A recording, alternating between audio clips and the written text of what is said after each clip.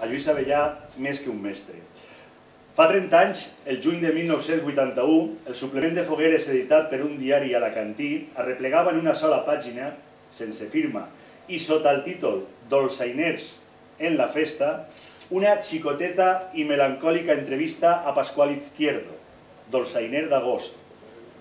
En l'entradeta el periodista escrivia: les bandes de música estos dies no es concedeixen ni un minut de descans, perquè els seus aires musicals arriben a tots els racons de la ciutat.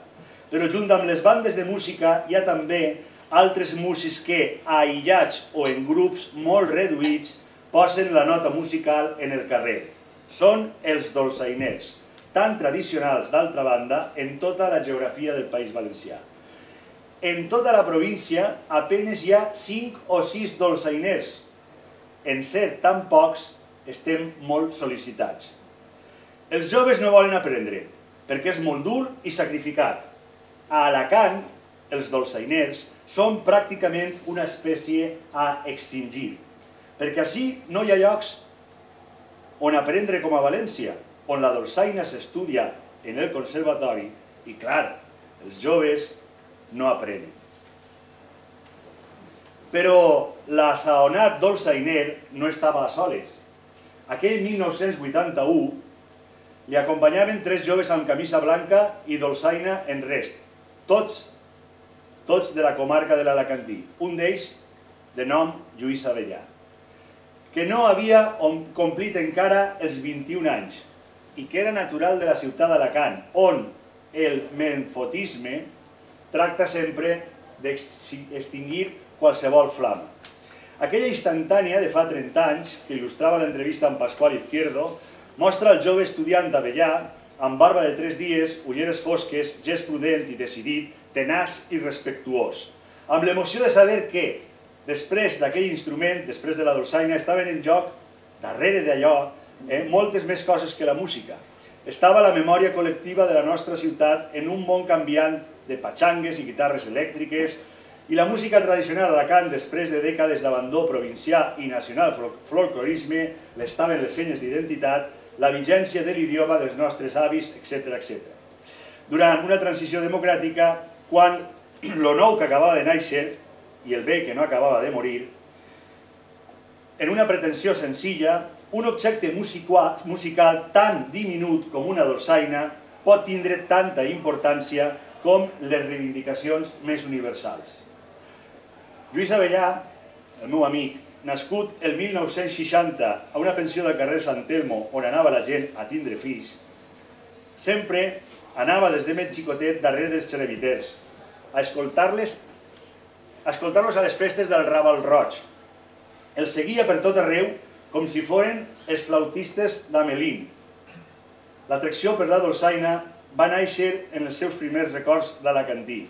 Amb el temps, Lluís Avellà es convertiria en un divulgador fonamental de la dolçaina en les comarques del sud. Motor des de 1979 de successives colles de dolçainers. Promotor dels estudis de dolçaina en els cursos municipals d'aula oberta. Creador de l'Escola de Música Tradicional. Mestre de gran part de dolçainers de la ciutat d'Alacant, sorgits en les últimes dècades i dels que prendran el relleu en l'immediat futur. Durant la transició democràtica, Avellà sempre va estar en la moguda alternativa de les fogueres de Sant Joan. En 1978, en la primera barraca oberta d'Alacant, Arribar i Poar, Lluís va contactar amb el gran dolçainer Joan Blasco, mestre de l'Escola Municipal de València, a través del seu fill Lluís Blasco i del seu alumne Paco Montolivet. El 1979 va començar amb la dolçaina de manera autodidacta en els pous de Garrigós, gràcies a que la foguera del Pont li va deixar el local. Aleshores, immediatament, amb el seu germà Toni i amb Miguel Lizón, creà la colla de dolçainers Postiguet, en el naixement de la qual participen altres gens vinculades a la música i a la festa, com Xavi, Juanito, Antonio, Rafa. I quan es va anar a estudiar a València, a la universitat, Avellà es va matricular a l'Escola Municipal dependent del Conservatori José Iturbe. Va cursar 3 anys de dolçaina, Va donar concerts junt al seu mestre Blasco i va participar en nombroses actuacions al llarg del País Valencià des dels primers aplecs de Tals, on assistien 4 gats, cal dir-ho així, 4 gats, fins a l'Alfar, a 1980. Aquell 1981, després del 1980, quan en paraules d'Izquierdo en la província d'Alacant actuaven mitja dotzena de dolçainers, es va produir una trobada paradigmàtica. El quart aplec de dolçainers del País Valencià, celebrat a Callosa d'en Sarrià. Als pocs dolçainers tradicionals que quedaven en actiu es van sumar nombroses colles de nous dolçainers. L'aplec de Callosa havia sigut organitzat, entre altres, per Lluís Avellà i els membres de la colla Postiguet, ajudats per Eliseu Garcia, de la recent creada colla El Terrós de Petrer, i amb el suport de la corporació municipal. En aquella trobada fonamental va poder escoltar-se a la colla del Postiguet, amb Avellà, l'única que existia llavors en la ciutat d'Alacant.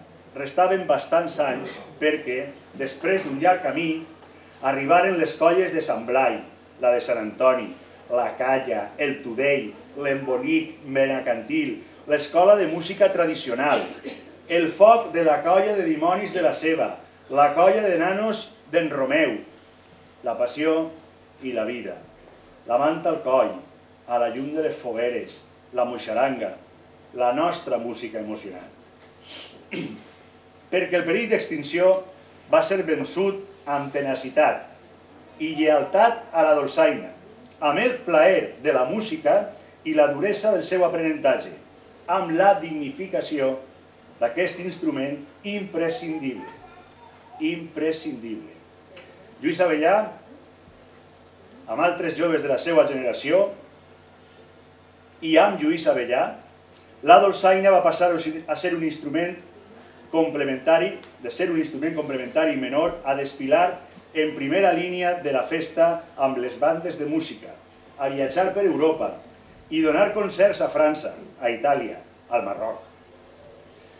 D'estar reduïts a la seva expressió més popular, els nous dolçainers han estudiat en els conservatoris, graven discos, eixa meravella de Somnis d'Aixa, creat per la colla de Sant Antoni, introdueixen la dolçaina en la música antiga i barroca.